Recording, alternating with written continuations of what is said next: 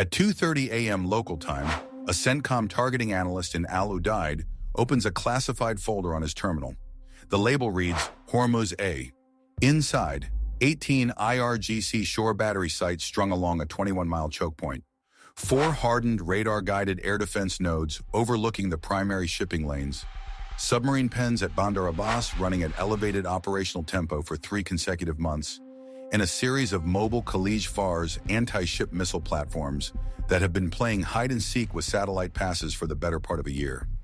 The analyst pulls up the strike package requirements. The number at the bottom of page 4 reads 240. That is how many Tomahawk cruise missiles a single night over Hormuz would consume. Not to win a war, not to sink a carrier group, just to suppress shore batteries and radar nodes long enough to run tanker traffic through a 21-mile gap. The current U.S. Tomahawk stockpile sits at roughly 4,150 rounds, split 3 ways. Pacific Fleet, Atlantic Fleet, CENTCOM assets in the Gulf. One Iran strike night burns through 240 of them. That is 5.8% of the entire global American inventory, not 5.8% of what CENTCOM has in theater. 5.8% of everything the United States Navy owns worldwide. Last week, the Pentagon asked Congress for 800 Tomahawks in fiscal year 2027. That is up from roughly 70 per year, 1,200%. The official budget language is munitions resilience. The unofficial language is written in that Hormuz A folder. Before we go further, pause for a second. The Pentagon just published a budget line asking for 800 cruise missiles in a single year. That number lands in Tehran the same morning it lands on Capitol Hill. What do you think Iran does with it? A. Iran recalculates. The stockpile math no longer favors a war of attrition, and Tehran starts looking for an exit ramp from the straight standoff. B. Iran accelerates.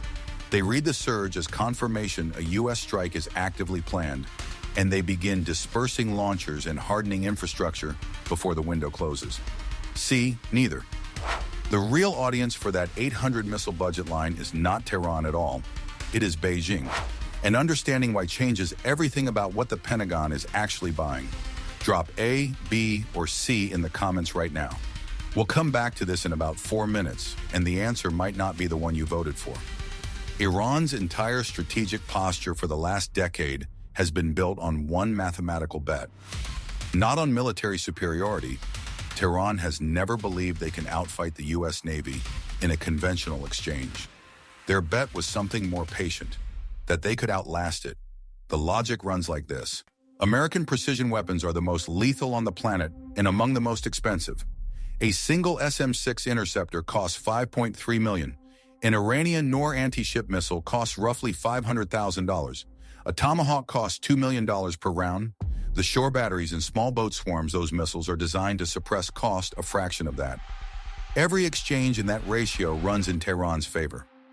Force the United States to spend enough precision weapons fast enough, and you do not need to win battles.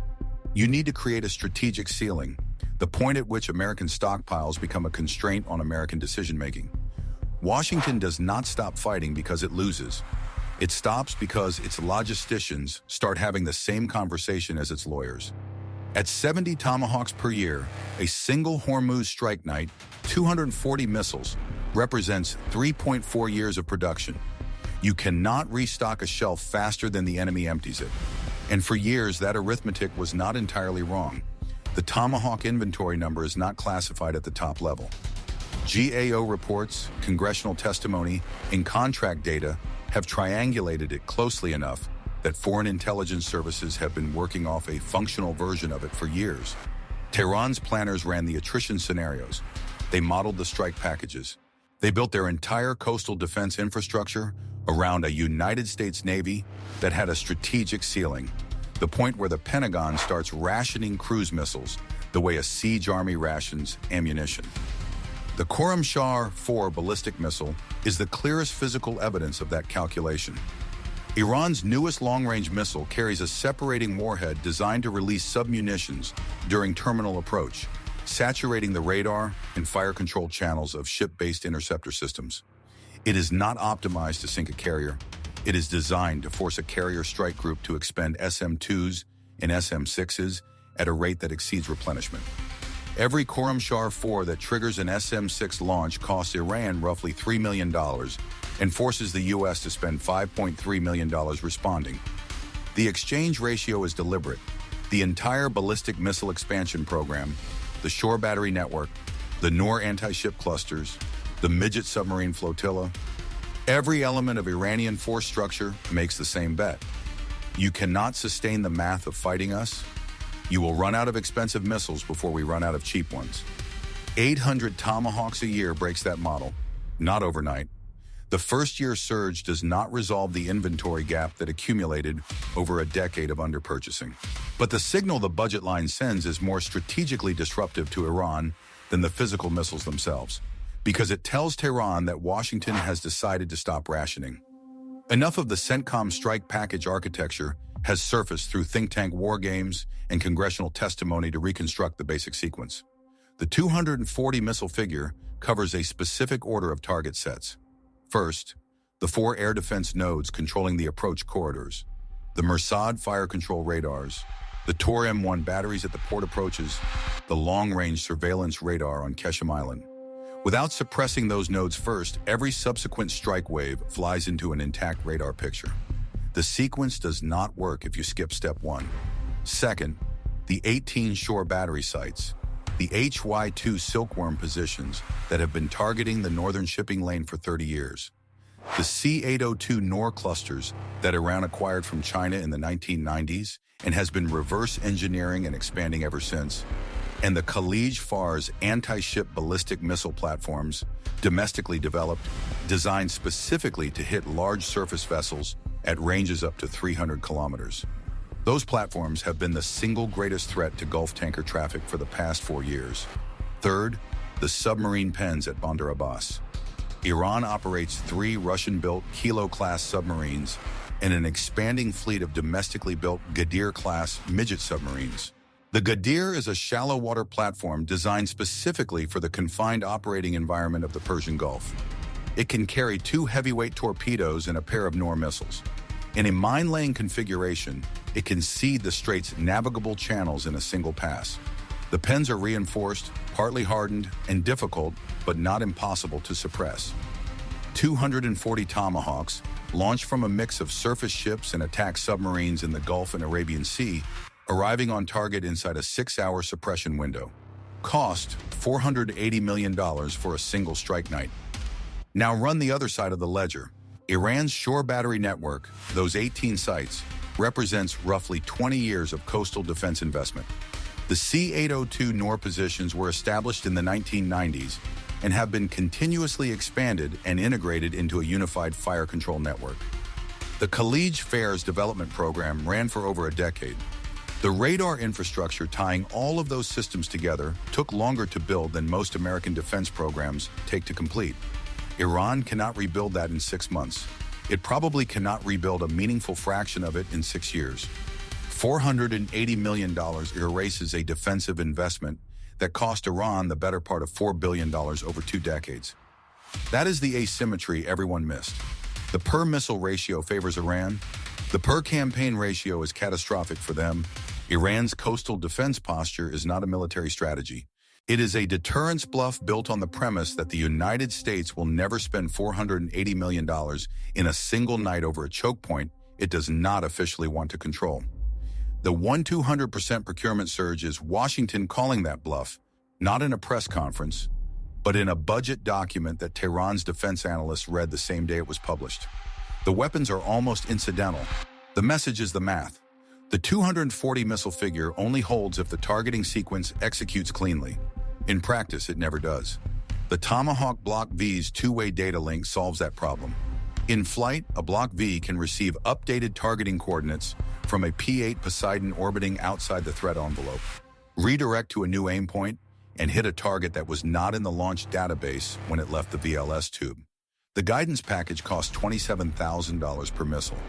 What it enables is a strike sequencing logic that no previous cruise missile generation could execute. Suppression first, exploitation second, retargeting in real time based on battle damage assessment from missiles already on target. One detail worth noting: The two-way data link architecture only generates its full operational value above a volume threshold. The retargeting logic assumes enough missiles in the air simultaneously that the sequencing has options. If primary target 1 is already covered, redirect missile 17 to target 3. Below roughly 180 missiles, the architecture degrades. You cannot execute a sequence suppression campaign with 70 Tomahawks. You can only execute raids. 70 per year meant CENTCOM was perpetually below that threshold. 800 means they plan above it. We showed you 3 videos ago how Iranian shore battery dispersal patterns have changed since the Ford Carrier Strike Group arrived in the Gulf. What the new imagery adds to that picture is the pace of change. Khalij Fars platforms that maintain semi-permanent positions for years have begun rotating on shorter cycles. Noor battery emplacements have been covered and shifted.